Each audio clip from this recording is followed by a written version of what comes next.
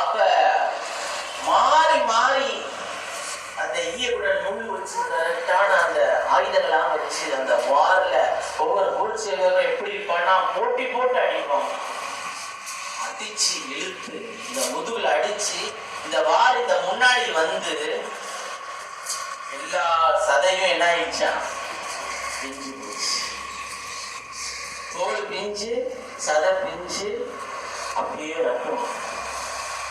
சிலுவையை அறுக்கும் போது தலையில முள் கீழே வச்சு அதை அடிச்சு அங்கேயே ரத்தம் ஊட்டிட்டு பைபிள் இந்த முடிவு இதெல்லாம் வச்சு அடிச்சு அப்படி இழுத்தா அதுல ஈய குண்டுகள் முள்ளுகள் இதெல்லாம் வச்சு அடிச்சு அப்படி இழுத்தா 1 2 இல்ல 39 அடி.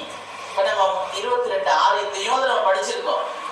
படிச்சுட்டு நமக்கு அதிகமா புரியாதுன்னா அப்படியே போய் நானும் ஒரு மனுஷன் அல்ல, நான் ஒரு குழு அப்படின்னு ஏசி எந்த நிலைமைக்கு போறதுக்கு என்ன காரணம் அப்படின்னா அந்த சரித்திரத்துல நிறைய பேர் வாசிக்கிறோம்.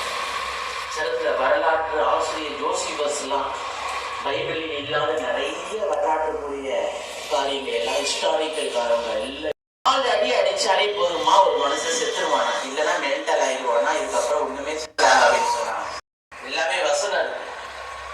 அதெல்லாம் நம்ம பண்ணிட்டு தலையில அடிக்கிறார், கண்ணத்துல அரைகிறாங்க, இயேசு மேல எச்சி துப்புறாங்க. உனக்கு அடிச்சது யாரு, உனக்கு காய் துப்புறது யாருன்னு சொல்லு அப்படின்னு கண்ணை முடிட்டு உங்களுக்கிறாங்க. நீ கடவுள் யார், கடவுள் சொன்ன இப்ப இப்படி ஆயிட்ட அப்படின்னு சொல்லி தூசணமான வார்த்தைகளை பேசுறாங்க.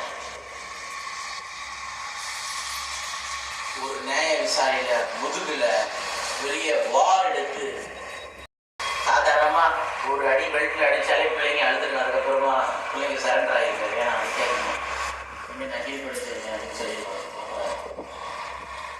இழுக்கப்பட்டு மனுஷன் மாறி இல்லையே, புழு மாறி ஒரு சாதாரண ஒரு சத தொங்குற மாதிரி கூட இல்லை, ஒரு மாறி இருக்குது. ஏன் இவ்வளவு அந்த அடைந்தாரு, புழு மாறி இருக்கு. ஆனால் அப்படி கிடையாது. ஏன் இப்படி அந்த கேடு அடைந்த சூழ்நிலை இயேசுவுக்கு காணப்பட்டது அப்படின்னு சொன்னா, கரெக்டா 6 கட்ட விசாரணைகள் சிலுவைக்கு முன் நாம் அவர் சிலுவையிலே அவ்வளவு பாடுகளை பட்டார். சும்மா கொஞ்சம் கொஞ்சம் பாடுகள் எல்லாம் கிடையாது.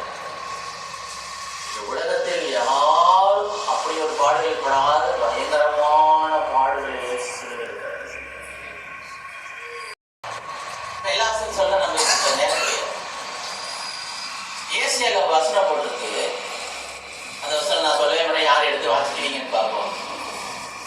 மனுஷரை பார்க்கிலும் அவருடைய முகமும், மனுபுத்திரரை பார்க்கிலும் அவருடைய முக ரூபமும் தீர்காயுசை தருகிறார், உங்கள் வியாதிகளை நீக்கி கொடுக்கிறார், பிள்ளைகளுக்கு நல்ல படிப்பை தருகிறார், பிள்ளைகள் நல்ல படிச்ச பிள்ளை நல்ல வேலையை தரார், திருமணத்துக்காக காத்திருக்கிறவர்கள் நல்ல வரங்களை தருகிறார், சரீரத்தை பலப்படுத்துகிறார். இன்னும் என்னென்ன தேவையோ எல்லாம் ஒரு சோங்க எல்லாம் கண்களை மூடி ஜோம் பண்ணுங்க பார்ப்போம். தேசிக்கு வந்திருக்கிறார், அவருடைய பிரசனம் இங்கே இருக்கிறது.